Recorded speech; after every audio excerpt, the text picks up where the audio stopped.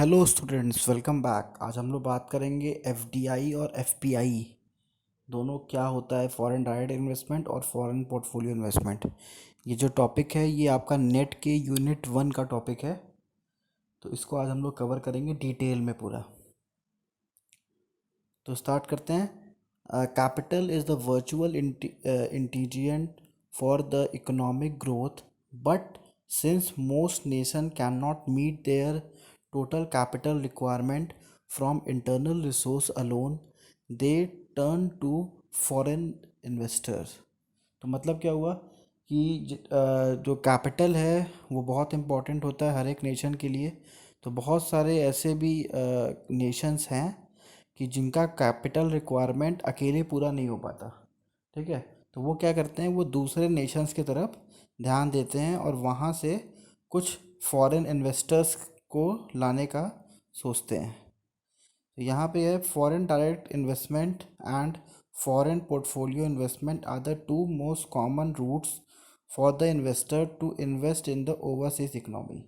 तो मतलब कि अगर आपके पास सरप्लस कैपिटल है तो और आप किसी इकोनॉमी में इन्वेस्ट करना चाहते हैं, तो सबसे अच्छा ऑप्शन जो आपके पास होता है वो होता है एफडीआई और एफपीआई का। ठीक है, FDI implies investment by foreign investor directly in the productive assets of the another nation। तो फॉरेन डायरेक्ट इन्वेस्टमेंट एफडीआई का मतलब क्या होता है कि आप इन्वेस्ट करते हो as a foreign investor directly किसी एसेट्स में, दूसरे नेशन के किसी एसेट्स में आप डायरेक्टली इन्वेस्ट करते हो, तो उसको हम लोग बोलते हैं एफडीआई। मतलब आपने कोई एक एसेट्स में इन्वेस्ट कर दिया तो आपको हम एफडीआई कहेंगे। ठीक है, दूसरे नेशन के। नेक्स्ट आते हैं, एफपीआई क्या होता है। FPI means investing in financial assets such as stocks bonds of entities located in the another company. तो मतलब अगर आप किसी दूसरी कंपनी में जाके आपने कोई शेयर खरीद लिया, कोई बॉन्ड खरीद लिया, तो उस कंडीशन पे ये जो एग्जांपल हो गया ये एफपीआई का हो गया। तो एग्जांपल से समझते हैं। मान लीजिए एप्पल इंडिया में आया और उसने अपना इंफ्रास्ट्रक्चर बनाया, फैक्ट्री बनाई, और वो अब एप्पल इंडिया में बिजनेस कर रहा है। ठीक है, तो इसको हम लोग बोलेंगे एफडीआई, फॉरेन डायरेक्ट इन्वेस्टमेंट, कि एप्पल ने यहाँ पे एसेट्स में इन्वेस्ट किया। भाई अपनी बिल्डिंग बनाई, अपना सारा फैक्ट्री बनाया। ठीक है, अब यहाँ पे वो आईफोन मैन्युफैक्चरिंग करके सेल कर रहा है। तो ये हो गया एफडीआई, फॉरेन डायरेक्ट इन्वेस्टमेंट। मतलब एप्पल बाहर की कंपनी हो गई, इंडिया में आके इन्वेस्ट कर दी। और एफपीआई क्या हुई, अगर कोई भी कंपनी, ठीक है, जो कि फॉरेन की है, यूएस की है, वो इंडिया में आती है और इंडिया के कुछ कंपनीज के शेयर में इन्वेस्ट कर देती है। ठीक है, कुछ कंपनीज का शेयर खरीद लेती है या फिर कुछ कंपनीज के बॉन्ड खरीद लेती है, तो इसको हम बोलते हैं FPI, foreign portfolio investment. Clear है। तो इससे आप जो पोर्टफोलियो एफपीआई होता है, यहाँ पे इसीलिए इसको हम लोग फाइनेंशियल एसेट्स बोलते हैं, और वहाँ पे केवल फिक्स एसेट्स या फिर एसेट्स बोल सकते हैं। तो फाइनेंशियल एसेट्स का मतलब ही होता है स्टॉक हो गया, बॉन्ड्स हो गया, ये सब इसमें आएगा। FDI and FPI are similar in some respect but very different in others. तो देखने में सिमिलर लगते हैं लेकिन अलग होते हैं। ठीक है, एक एसेट्स में एक एक पूरी कंपनी अपना लगा रहा है, ठीक है, और एक केवल कंपनी में पैसा लगा रहा है रिटर्न्स के लिए, और एक पूरा एस्टेब्लिशमेंट बैठा रहा है। ठीक है, तो डिफरेंस तो वही। नेक्स्ट आते हैं, as retailer investor increasingly invest overseas, they should be clearly aware of the difference between FDI and FPI, since nations with a high level of FPI can encounter highest market volatility and currency turmoil during time of the uncertainty. तो कोई ऐसा country जहाँ पे बहुत ही high level का FPI है, मतलब ऐसी कंट्री में जहाँ पे एफपीआई बहुत है, मतलब फॉरेन पोर्टफोलियो इन्वेस्टमेंट, बहुत सारे इन्वेस्टर्स आके कंपनीज का स्टॉक खरीद रहे हैं। ठीक है, और बहुत ज़्यादा वहाँ का बॉन्ड खरीद रहे हैं वहाँ की कंपनीज का। तो वहाँ पे हम लोग मान लेंगे जो वहाँ का मार्केट है वो बहुत ज़्यादा, वहाँ पे वॉलेटिलिटी बहुत है। ठीक है, तभी लोग वहाँ पे जाके पैसा खूब इन्वेस्ट कर रहे हैं। क्लियर है। नेक्स्ट आते हैं example of FDI and FPI. Imagine that you are a multimillionaire based in the US and are looking for your next investment opportunity, and you are trying to decide between acquiring a company that make industrial machinery and buying a large stake in the company that makes such machinery. The former of an example of a direct investment and the latter is the example of portfolio investment. तो बहुत अच्छा example है कि आपने assume किया कि आप multi Millionaire हैं और आपको अपने पैसे को इन्वेस्ट करना है. तो आपके पास दो तरीके का इन्वेस्टमेंट है. पहला इन्वेस्टमेंट है कि आपने किसी कंट्री में एक मशीनरी की फैक्ट्री लगाने की सोच लिया, और दूसरा आपने सोचा कि हम कहीं पे उसी कंट्री में हम कोई स्टॉक एक्सचेंज में या फिर किसी भी कंपनी के शेयर में कुछ इन्वेस्ट कर देंगे और उसके ओनर बन जाएंगे. तो ये दोनों में दोनों डिफरेंस है ना. आप शेयर में इन्वेस्ट कर रहे हो और वहाँ पे पूरी कंपनी इस्टेब्लिश कर रहे हो. तो जहाँ कंपनी इस्टेब्लिश कर रहे हो वो एफडीआई हो गया, जहाँ पे शेयर खरीद रहे हो वो एफपीआई हो गया. क्लियर है कॉन्सेप्ट? ठीक है. नेक्स्ट आते हैं. Now if the machinery maker were located in a foreign jurisdiction say Mexico, and if you did invest in it your investment would be consider F D I. तो यहाँ पे Mexico का example लिया कि अगर Mexico में वो जो मशीनरी की फैक्ट्री है वहाँ पे आप इन्वेस्ट कर रहे हो तो आपको एफ डी आई कहा जाएगा, क्योंकि आप फैक्ट्री पूरा लगा रहे हो. और if companies who share you are considering buying with also located at Mexico, your purchase of such stock or the American depository receipts would be regarded as F P I. तो अगर आप वहाँ पे कोई भी स्टॉक खरीद रहे हो, ठीक है, कोई बॉन्ड्स खरीद रहे हो, जैसे ए डी आर्स हो गए, जी डी आर्स हो गए, दूसरे कंपनी का आप कोई बॉन्ड खरीद रहे हो, इन शेयर में इन्वेस्ट कर रहे हो, तो ये सिंपल सा एग्जांपल आपका एफ पी आई का हो गया.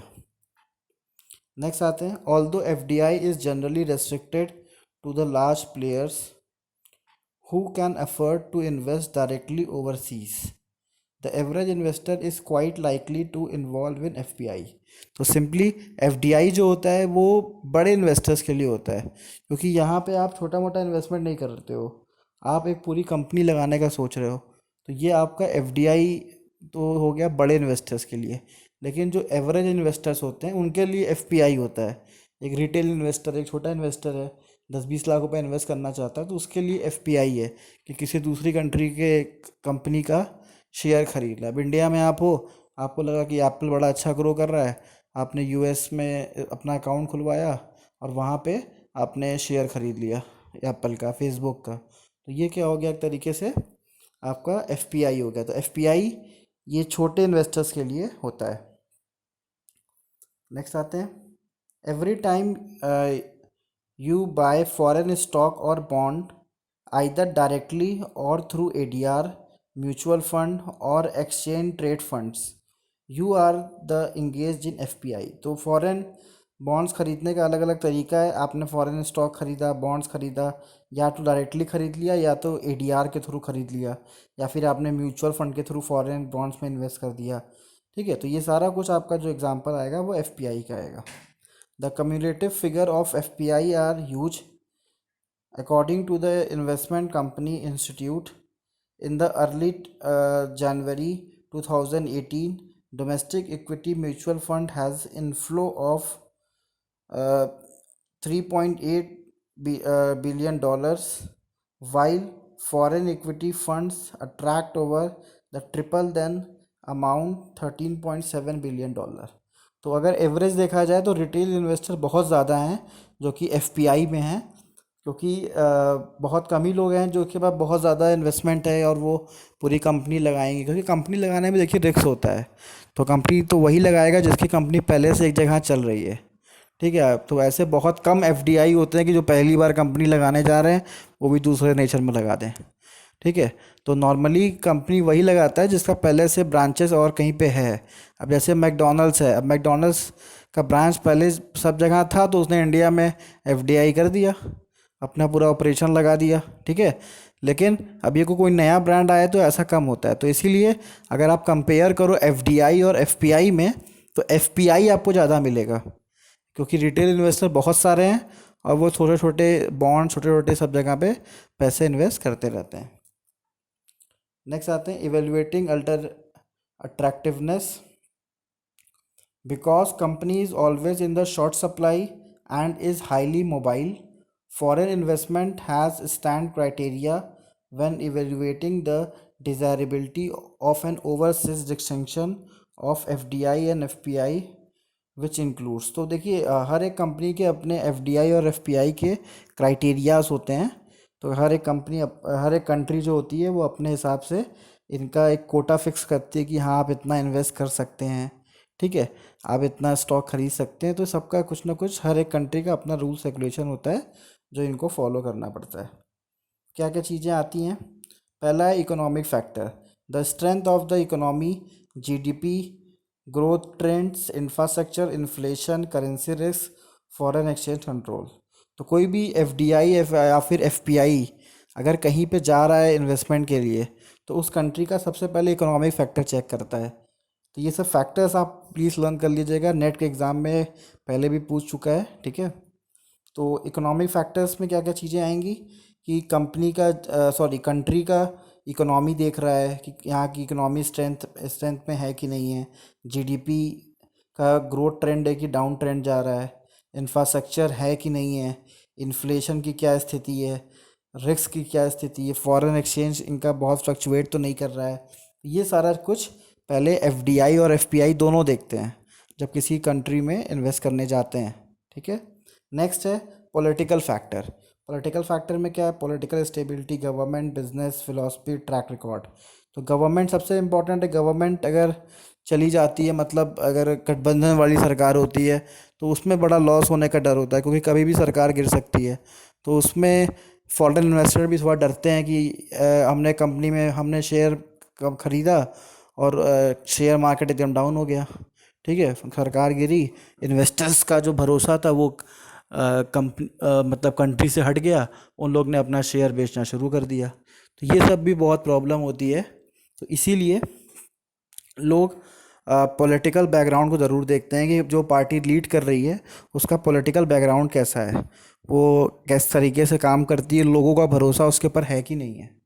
और साथ ही साथ अगर अच्छे ट्रैक रिकॉर्ड की गवर्नमेंट है, तो अगर फॉरेन डायरेक्ट इन्वेस्टमेंट के लिए अगर हम ज़मीन खरीद रहे हैं, वहाँ पे अगर आप कोई इन्वेस्टमेंट कर रहे हैं, तो वो इन्वेस्टमेंट जो भी हम करेंगे वो हमारा सक्सेसफुल होगा। अगर अच्छी गवर्नमेंट नहीं है, गठबंधन वाली है, सरकार गिर जाएगी, आपने जो अप्रूवल्स लिए हैं फिर वो आपका टल जाएगा नई सरकार बनने तक। तो ये सब चीज़ें भी एफडीआई एफपीआई दोनों चीज़ चेक करते हैं। नेक्स्ट आते हैं incentive for foreign investor, taxation levels, tax incentive, property rights. तो इसमें क्या है कि जो भी हमारे इन्वेस्टर्स आते हैं, एफडीआई है चाहे एफपीआई है, दोनों में ये लोग जो पैसा इन्वेस्ट करते हैं, जो भी ये इनकम कमाते हैं, अब इनको टैक्स देना होता है। तो गवर्नमेंट का टैक्स स्ट्रक्चर क्या है? क्या गवर्नमेंट बहुत ज़्यादा टैक्स ले रही है इनसे? ठीक है, तो वो थोड़ा कम इन्वेस्ट करना चाहते हैं। और ऐसी कंट्री जहाँ पे टैक्स कम से कम लग रहा है, ठीक है, तो वहाँ पे वो ज़्यादा इन्वेस्ट करना चाहेंगे। तो कम गवर्नमेंट का जो टैक्स का जो सिस्टम है वो भी इम्पोर्टेंट होता है कि कम एफडीआई और एफपीआई उस कंट्री में जाएगी कि नहीं जाएगी। नेक्स्ट आते हैं other factor, education and skill of the labour force, business opportunities and local competition. अब जिस कंपनी में हम इन्वेस्ट कर रहे हैं, तो वो उसका क्या स्थिति है, उसका ग्रोथ का कोई अपॉर्चुनिटी है कि नहीं है, रहेगा तभी इन्वेस्ट करेंगे। और अगर हम फैक्ट्री लगा रहे हैं, तो उस पर्टिकुलर कंट्री में उस पर्टिकुलर गुड्स का कोई स्कोप है कि नहीं है, तो ये सब भी चेक करते हैं। तो ये सब हमारे अदर फैक्टर्स में आते हैं, जो कि एक एफडीआई और एफपीआई दोनों ही चेक करते हैं किसी कंट्री में इन्वेस्ट करने से पहले। नेक्स्ट आते हैं एफडीआई वर्सेस एफपीआई। देखिए डिटेल स्टडी आपको करना पड़ेगा नेट में, ठीक है, इसके सारे पॉइंट्स को जितना अच्छे से समझेंगे, क्योंकि नेट में डायरेक्ट क्वेश्चन नहीं आते, आपको भी पता है, ठीक है। तो पूरा डीप नॉलेज होना चाहिए। तो हम लोग अपने चैनल में कोशिश करते हैं जो भी पॉइंट उठाएं उसका पूरा एकदम बाकायदा एक्सप्लेनेशन हो, ठीक है। अगर आपको कोई प्रॉब्लम हो रही तो कमेंट में ज़रूर लिखिएगा, तो उसको इम्प्रूव किया जाएगा। Although F D I and F P I are similar in that they both involve foreign investment, they are some very fundamental difference between the two. तो जैसा कि बता रहे हैं एफडीआई एफपीआई सिमिलर है, लेकिन क्या फंडामेंटल डिफरेंस है उसको देखते हैं। The first difference arise in the degree of the control exercise by the foreign investor. FDI invest typically take control position in the domestic firm or joint venture and are actively involved in the management। तो FDI जो होता है वो या तो joint venture करेगा, या तो एक अपना नया फर्म खोलेगा, या फिर किसी फर्म के संग पार्टनरशिप करेगा, लेकिन इसको समरी में हम क्या बोल सकते हैं कि ये मैनेजमेंट में इन्वॉल्व होता है, मतलब डिसीजन सारे लेता है। तो एक तरीके का वो एक एक्टिव कह सकते हैं, एक एक्टिव ओनर होता है, ठीक है। सारे डिसीजन सारे मैनेजमेंट में उसका इन्वॉल्वमेंट होता है। लेकिन एफपीआई में क्या है, FPI investor on the other hand generally passive investor who are not actively involved in the day-to-day operations and strategic plans and domestic companies even if they have controlling interest in them। तो इनका कोई interest नहीं होता, ये केवल पैसा invest करते हैं कंपनी में, और उसके रेट आगे गए तो अपना वो बेच के निकल गए, या फिर अगर किसी कंपनी में एज अ बॉन्ड खरीदा है तो उसका जो भी इंटरेस्ट रेट हुआ वो कमा लिए, ठीक है। तो यहाँ पे इनका कोई इंटरेस्ट नहीं होता कंपनी के मैनेजमेंट में, मतलब कि ये कोई डिसीज़न लें। अगर इनके पास पावर भी होता तब भी डिसीज़न नहीं लेते, क्योंकि इनका कोई बहुत लॉन्ग टर्म उसमें कंपनी में स्कोप नहीं होता। ये केवल अपने प्रॉफिट के लिए कंपनी में जाते हैं और देखते हैं किस कंपनी में प्रॉफिट है उसी कंपनी में जाते हैं। देखेंगे कि कंपनी की स्थिति ख़राब है तो अपना पैसा निकाल के दूसरी कंपनी में चले जाएंगे। तो इनका मैनेजमेंट से कुछ ज़्यादा इतना वो मतलब नहीं होता। मैनेजमेंट चाहे जो करे इनसे मतलब नहीं, इनको प्रॉफिट से मतलब होता है। जिस कंपनी में प्रॉफिट होगा वहाँ इन्वेस्ट करेंगे। नेक्स्ट आते the second difference in the FDI investor prefers that to take long term approach to their investment, since it can take years from the planning stage to project implementation। तो FDI में क्या है कि आप जब भी FDI invest करोगे तो आपको लॉन्ग टर्म अप्रोच लेना पड़ेगा। आप जब भी, क्योंकि कोई भी बिजनेस स्टार्ट कर रहे हो, किसी बिजनेस में इन्वेस्ट करो तो पहले दिन से तो प्रॉफिट आएगा नहीं, थोड़ा टाइम लगेगा प्रॉफिट के लिए। तो एफडीआई जो होते हैं वो लॉन्ग टर्म अप्रोच लेके मार्केट में आते हैं, तभी पैसा इन्वेस्ट करते हैं। लेकिन एफपीआई में क्या है, एफपीआई में process for in the form of the long hulls but often have much shorter investment horizon, especially when the local economy encounters some turbulence। तो इनके संग क्या है, ये आते हैं लॉन्ग टर्म के लिए, लेकिन ये शॉर्ट टर्म में भी मूव कर सकते हैं।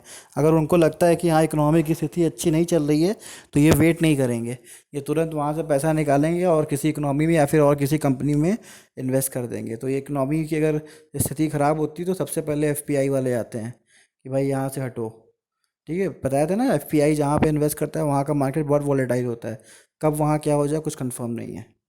नेक्स्ट आते हैं, which brings us the final point, FDI investors can not easily liquidate their assets and depart from the nation, since such assets may be very large and quite liquid quite ill liquid. तो यहाँ पे क्या बता रहा है, जो हमारे FDI investor होते हैं वो नेशन से तुरंत मूव ऑन नहीं कर सकते, मतलब वहाँ से तुरंत निकल नहीं सकते, क्योंकि जो एसेट्स होते हैं उसको बेचना उतना समय लगता है उसको बेचने में, क्योंकि वो उनके फिक्स एसेट्स होते हैं, ठीक है। तो इतने लिक्विड नहीं होते हैं कि तुरंत वो सेल कर दें, तो ये इनका मूव ऑन करना बहुत डिफ़िकल्ट होता है। लेकिन एफपीआई में क्या है, FPI investor can exit in nation literally with a few mouse click as a financial assets are highly liquid and widely traded. तो इनके संग कुछ नहीं, ये खाली माउस पे क्लिक किए, पैसा यहाँ से निकाले, अपने अकाउंट में वापस लेके गए, दूसरी कंट्री में इन्वेस्ट कर दिए। तो इनके संग क्या है, एफपीआई के संग ये बड़े मतलब वॉलेटाइल होते हैं मार्केट को लेके। अगर इनको लगता है कि नहीं ये नेशन अच्छा काम नहीं कर रहा है तो तुरंत वहाँ से वो हटना शुरू कर देते हैं। क्लियर है। अब आते हैं क्या प्रोस एंड कॉन्स हैं एफडीआई और एफपीआई के। FDI and FPI are both important source of funding for the most economic।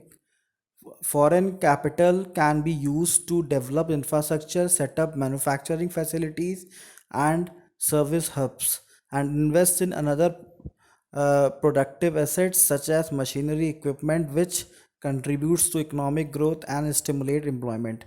तो कंट्रीज चाहती हैं, हर एक नेशन चाहती है कि उसके कंट्री में ज़्यादा से ज़्यादा एफडीआई और एफपीआई हो। क्यों? क्योंकि एफडीआई होने से सबसे बड़ा फ़ायदा क्या होता है, हमारे यहाँ हमारी कंट्री में एसेट्स बिल्ड होता है, एम्प्लॉयमेंट जनरेट होता है, फैसिलिटीज़ बढ़ती हैं और इकोनॉमी ग्रोथ करता है। और एफपीआई आने से भी ऐसा नहीं है नुकसान होता है, हमारे कंट्रीज़ को फ़ायदा ही, हमारे कंपनी जो होती है उसको फ़ायदा ही होता है, उसको इन्वेस्टर मिल जाते हैं और हमारी कंपनी में इन्वेस्ट भी करते हैं, तो दोनों ही फ़ायदा है, एफडीआई भी फ़ायदा करता है हमारी कंट्री को और एफपीआई भी फ़ायदा ही करता है। However FDI is obviously that the route preferred by the most nation for attracting foreign investment since it is much more stable and then FPIA and a single long lasting commitment, but for an economy that is just opening up, meaningful amount of FDI may only result when overseas investors have a confidence in the long term prospects and the ability to the local government। तो यहाँ पे क्या बता रहा है, हर एक country तो FDI को ही प्रेफर करती है, ठीक है, क्योंकि एफडीआई के लॉन्ग टर्म कमिटमेंट्स होते हैं। वो एक बार अगर कंट्री में आती है तो वो लंबे समय तक कंट्री में रहती है और लंबे समय तक कंपनी को फ़ायदा भी होता है, कंट्री को भी फ़ायदा होता है और एफडीआई तो जो कमाती है वो अलग है। तो हर एक कंट्री कोशिश करती है कि एफडीआई ही आए, क्योंकि उससे कंट्री को स्टेबिलिटी मिलती है, ठीक है। लेकिन एफपीआई भी कोई बुरा ऑप्शन नहीं है, एफपीआई को सेकंड प्रायोरिटी हम लोग देते हैं। नेक्स्ट है, दो FPI is desirable as the source of investment capital, it tends to have a much higher degree of volatility than FPI. In fact, FPI is often referred to the hot money because of its tendency to flee at the first sign of the trouble in the economy. This massive portfolio flows can exacerbate economy problems during the period of uncertainty. तो यहाँ पे क्या है कि FDI को अच्छा तो माना ही जाता है, लेकिन साथ ही साथ एफपीआई को भी हम अच्छा मानते हैं, मतलब फॉरेन पोर्टफोलियो इन्वेस्टमेंट को भी अच्छा मानते हैं। लेकिन इनके संग दिक्कत क्या होता है, जब इकोनॉमी का बुरा समय शुरू होता है तो सबसे पहले यही भागते हैं, ठीक है। तो यही थोड़ी सी प्रॉब्लम है इनके संग, एफपीआई के संग। तो इसीलिए इनके पैसे को हॉट मनी कहते हैं। हॉट मनी इसलिए कहते हैं क्योंकि जब भी इकोनॉमी में प्रॉब्लम आएगी तो सबसे पहले जो गायब होंगे एफपीआई को गायब होंगे, क्योंकि इनको अपना पैसा निकालने में कोई दिक्कत नहीं होती है, ऑनलाइन आते हैं ऑनलाइन चले जाते हैं, ठीक है। लेकिन जो हमारे एफडीआई होते हैं वो मजबूती के साथ कंट्री के साथ लगे रहते हैं। थैंक यू स्टूडेंट्स, प्लीज़ हमारे चैनल को सब्सक्राइब करिए और और अगर आपको कुछ पॉइंट्स में प्रॉब्लम है या फिर किसी चीज़ में दिक्कत है तो आप कमेंट में उसको शेयर कर सकते हैं, उसको हम लोग सही कर लेंगे। Thank you.